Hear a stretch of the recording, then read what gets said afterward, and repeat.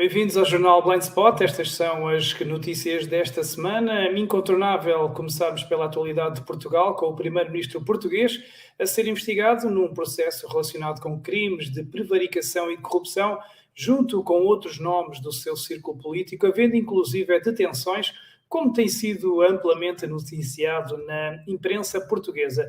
E no Brasil, o governo torna a vacina Covid obrigatória para bebés de 6 meses. Sim, ouviram bem, bebés de 6 meses. Já nos Estados Unidos, Elon Musk continua a remexer no escândalo Twitter Files, referindo que o antigo Twitter era um gigante megafone da extrema-esquerda. E, por fim, abordamos a notícia que dá conta que o Irão irá presidir o Fórum dos Direitos Humanos da ONU. E não, isto não é uma piada. Para comentar estas notícias, comigo já aqui está o diretor da plataforma noticiosa da Blind Spot, Nuno Machado, a quem dou as boas-vindas. Boa noite, Nuno, bem-vindo. Boa noite, Sérgio. Vamos a mais 4 notícias de Blind Spot. Começamos com o tema que inunda a imprensa portuguesa, com a Procuradoria-Geral da República a confirmar a investigação de possíveis crimes de prevaricação, de corrupção, de titular de cargo político e de tráfico de influência, no âmbito, então, das investigações relacionadas com lítio e hidrogênio. João Galamba, já várias vezes suspeito em negócios ligados a energias renováveis, foi, inclusive, constituído arguido, tal como o chefe do gabinete do Primeiro-Ministro e o Presidente da Câmara Municipal de Sines estão também entre os detidos. Já António Costa, Primeiro-Ministro demissionário de Portugal, foi invocado por suspeição, ele está entre os suspeitos e está então sobre investigação. Ora então, Nuno, muitos dos nossos seguidores não veem, e ainda bem, televisão, portanto vão ficando a saber destas notícias através das redes sociais e, portanto, plataformas como a da Blind Spot, o Jornal Página 1 e aqui o canal Sérgio Tavares são importantes para esclarecer então os nossos espectadores que não veem televisão. Então, assim, resumidamente, o que é que se está aqui a passar em Portugal? Já se sabia há algum tempo que recaíam suspeitas de tráfico de influências e corrupção por alegados favorecimentos a consórcios, nomeadamente a EDP, a Galp e a REN, já relacionadas com estas explorações de lítio e hidrogênio. Entretanto, soube-se já há algum tempo que existia mesmo uma investigação em curso, isso foi mesmo confirmado. E hoje a grande diferença é que houve aqui um grande passo em frente, foram realizadas inúmeras buscas, detidas algumas pessoas próximas do Primeiro-Ministro, como o seu chefe de gabinete, e foram constituídos vários arguidos, o mais destacado o João Galamba, que é o Ministro das Infraestruturas, que era provavelmente o governo agora como vai cair. Mas claro, o aspecto mais importante foi de facto ter sabido que António Costa tinha sido referido como desbloqueador de procedimentos. Isso provavelmente aconteceu através de escutas ou através de e-mails que foram investigados, e por isso também, e também por estar a ser investigado pelo Supremo Tribunal de Justiça. E foi isso provavelmente que o levou a tomar a decisão de se demitir. Foi o caso mais grave, foi ele próprio estar a ser investigado. E temos também a questão do João Galamba, que é um ministro que, como falaste, tem queda para estar envolvido em imensos escândalos. Resumidamente, em que outros escândalos é que João Galamba já esteve envolvido? E as polémicas com o João Galamba vêm já de muito longe. Uma das mais famosas, já de há muitos anos, foi ter sido a pessoa que avisou José Sócrates de que estava a ser alvo de investigações. Outro dos casos mais recentes teve já a ver com estes casos, foi da concessão de uma exploração de lítio em Monte Alegre, e a empresa foi constituída 3 dias antes da assinatura do contrato, e também não houve qualquer estudo de impacto ambiental. Mas gostava de falar um pouco em geral.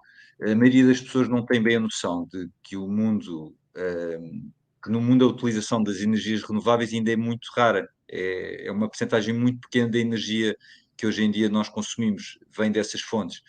E estão-se a colocar hoje em dia objetivos muito, muito ambiciosos. Essas tecnologias ditas verdes, como as eólicas, a energia solar, que exigem também muitas baterias, têm necessidades muito grandes em termos de metais e de minérios, o lítio, que é um caso, o cobalto, o grafite e muitos, muitos outros.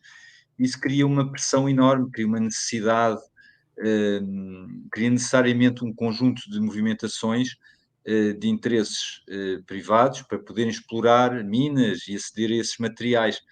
Alguns são mesmo muito escassos, portanto, isto claramente faz aumentar muito o lobby, mas também o tráfico de influências, a corrupção junto dos decisores políticos e também das agências ambientais de todo o mundo. Portanto, neste caso, é um caso que vamos ver se foi isso que aconteceu, mas pronto, teremos de aguardar pelas decisões da Justiça.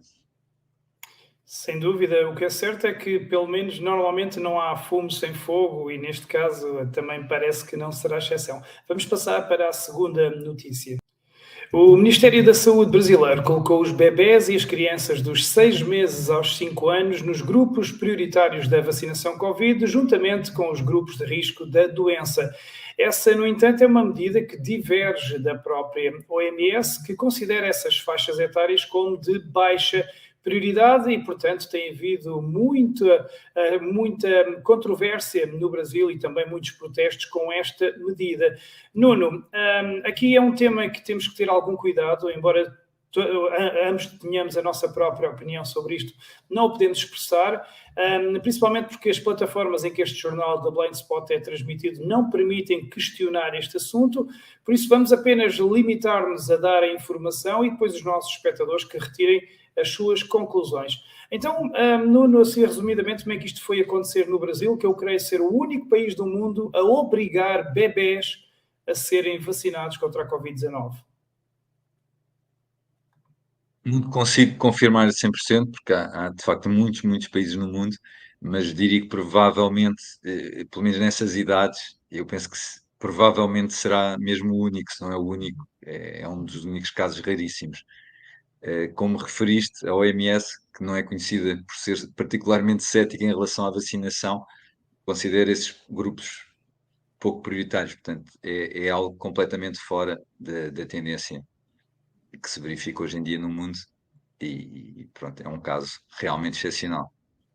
Sim, se pudéssemos falar, por exemplo, sobre o que foi posto recentemente, agora em outubro, no site da Pfizer, que a própria Pfizer acrescentou lá umas informações muito importantes, se calhar enriqueceríamos esta notícia, mas não podemos, por motivos de censura, estas plataformas não nos deixam questionar. Ora, e uma segunda questão é o que é que acontece então aos pais que não cumpram, então, no Brasil, essa vacinação aos seus filhos dos 6 meses até aos 5 anos?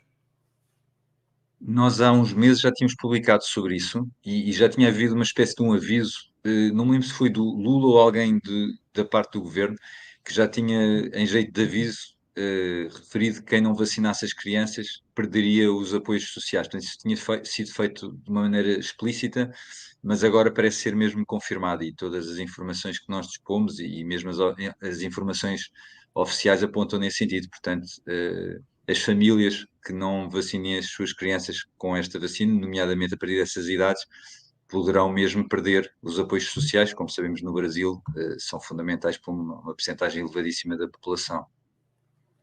Pois, então aqui a novidade é mesmo essa, ao acrescentarem esta vacina no Plano Nacional de Imunização, torna-se obrigatória, porque sem ela, por exemplo, os pais não podem inscrever, em muitos estados não podem inscrever os seus filhos nas escolas, perdem apoios sociais, há relatos até que dizem que os pais podem ser penalizados com penas de prisão e até que perder a guarda dos filhos. Portanto, há aqui muita coisa envolvida e é de facto difícil de entender, tendo em conta esse pormenor que deste sobre as recomendações da OMS. Não nos podemos esticar muito, vamos já passar para a notícia número 3 do nosso jornal da Blind Spot.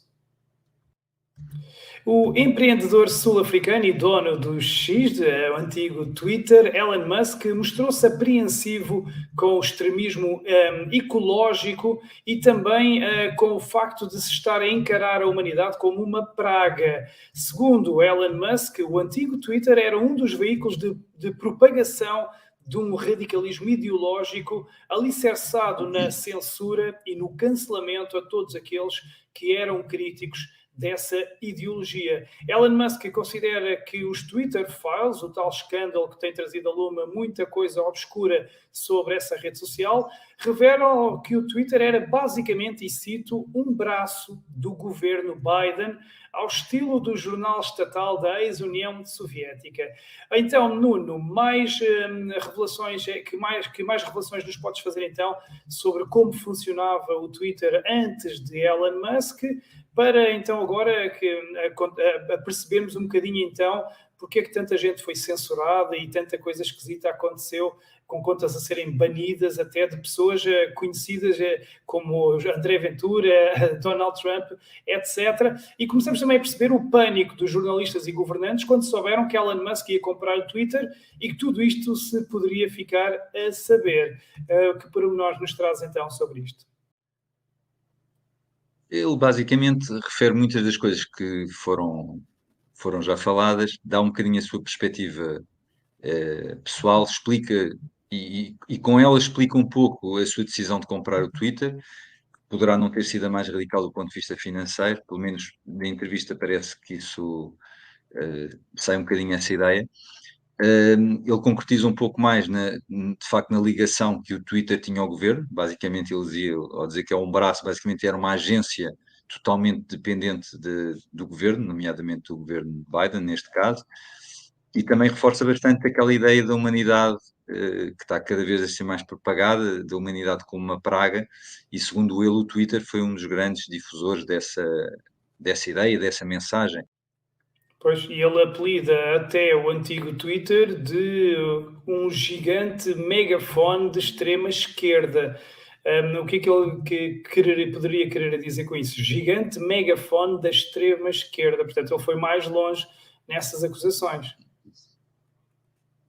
O que ele diz é que realmente esse radicalismo estava muito, muito localizado e o Twitter conseguiu levar essas mensagens mais radicais, que segundo ele só conseguiriam sobreviver devido à censura que foi imposta, com alguma discussão, não tinham pernas para andar, não é? Digamos assim. E o Twitter de facto conseguiu passar algum tipo de ideias, não em certas zonas muito localizadas, mas para os Estados Unidos todos, mas também para o globo todo. Portanto, penso que foi aí uma das ideias principais que ele passou. E depois, ligado a isso, também o que ele fala é que pessoas que se consideravam de centro ou até democratas moderados nos Estados Unidos, neste momento já eram vistos como pessoas de direita ou até de extrema-direita, portanto, levou uma radicalização. A mensagem que passava no Twitter era essa. Ele faz uma pergunta que realmente é interessante para se perceber esta ideia. Ele pergunta quantas pessoas de extrema-esquerda foram efetivamente suspensas ou banidas no Twitter. Pois, E pois. segundo ele, não foi nenhuma. Portanto, isto provavelmente mostra um bocadinho esta mudança do que é o do centro político, segundo ele.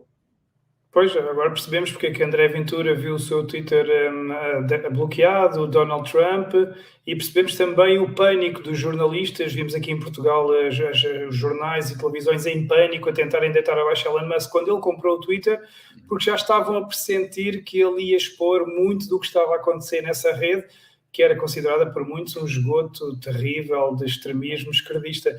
Começamos então agora, aos poucos, a juntar as peças. E vamos então para a nossa quarta notícia, que dá conta então que a ONU, que usa como termos a igualdade e inclusividade para justificar as suas políticas, nomeou o Irão para a presidência do seu Fórum de Direitos Humanos.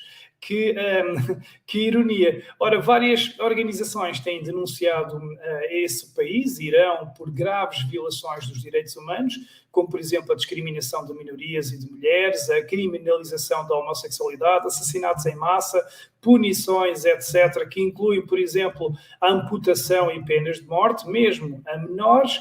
E agora o Irão, que comete todas essas atrocidades, assume a presidência do Fórum de Direitos Humanos da ONU.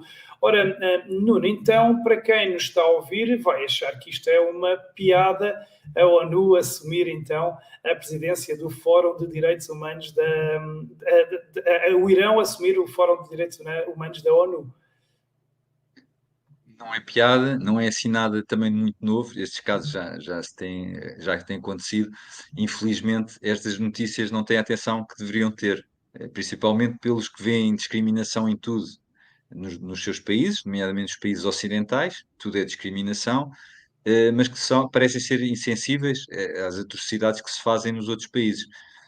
Pior que isso, ainda as multinacionais, muitas multinacionais e ONGs, que se denominam grandes defensores de termos, como falámos, de igualdade, inclusividade, etc., no Ocidente, mas que depois fazem negócio e têm uma grande parte da sua produção nesses países. Neste caso, a entidade que nós salientamos, porque de facto não há muitas, curiosamente, não há muitas, é uma chamada UN Watch, que é uma organização não lucrativa, e que se ocupa especificamente de fiscalizar a ONU, e pelos vistos tem muito para fiscalizar, e denunciou o caso, lançou uma petição, que já na altura contava com 120 mil participantes. Portanto, um sinal de esperança que ainda existem algumas organizações a fazer um bom trabalho e precisam de ser divulgadas, porque a grande questão é que nem as notícias, nem este tipo de ações depois é divulgado. Portanto, Pois. muitas pessoas têm a imagem da ONU como sendo a defensora e o símbolo do respeito pelos direitos humanos, mas muitas das pessoas nem sequer têm conhecimento de algumas das ações da ONU e, por exemplo, desta nomeação. Sim, nomeadamente a imposição e implementação da nefasta Agenda 2030, que é de facto algo que daria aqui pano para mangas. E assim terminamos então a nossa quarta notícia do Jornal da Blind Spot. Nuno, muito obrigado pelo teu contributo, pelos teus comentários e pelo vosso trabalho de investigação. Para a semana, se tudo correr bem, cá estaremos. Muito obrigado, Sérgio. Um bom resto de semana para ti. Um abraço. Obrigado. Quanto a vocês, seguidores do canal Sérgio Tavares e espectadores, muito obrigado mais uma vez por assistirem a esta transmissão, a este jornal. Já sabem que vai para o ar sempre às quartas-feiras, às 22 horas, no Twitter, Facebook e YouTube. E amanhã, quinta-feira, é dia de noite em direto, em exclusivo, no Facebook e Twitter. Podem ver e ler todas estas notícias em mais pormenor no site da blindspot.pt e também aceder a todos os outros programas do canal Sérgio Tavares no site www.canalsergiotavares.pt. Muito obrigado a todos, até para a semana.